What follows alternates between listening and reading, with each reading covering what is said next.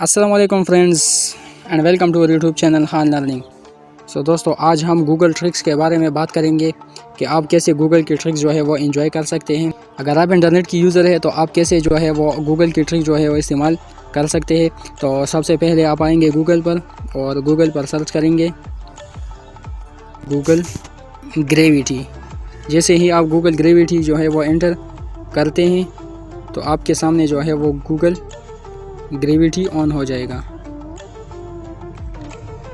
तो आप ये देख सकते हैं गूगल जो है वो नीचे आ चुका है ज़मीन पर। ये आप जो है वो मुकम्मल डिस्ट्रॉय हो गया, आप ये देख सकते हैं। तो बहुत ही इंटरेस्टिंग ट्रिक है ये।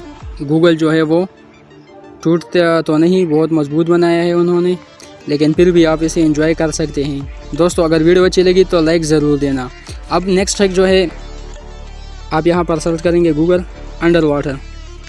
तो जैसे ही गूगल अंडर वाटर पर आप क्लिक करेंगे तो गूगल जो है वो नीचे पानी में आ जाएगा। आप ये देख सकते हैं गूगल जो है वो पानी में आ चुका है।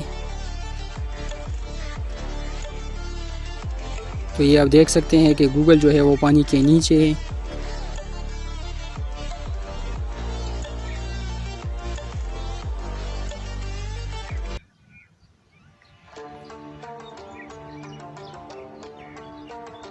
आप ये देख सकते हैं, बहुत ही इंटरेस्टिंग ट्रिक्स है, बहुत ही इंटरेस्टिंग ट्रिक है।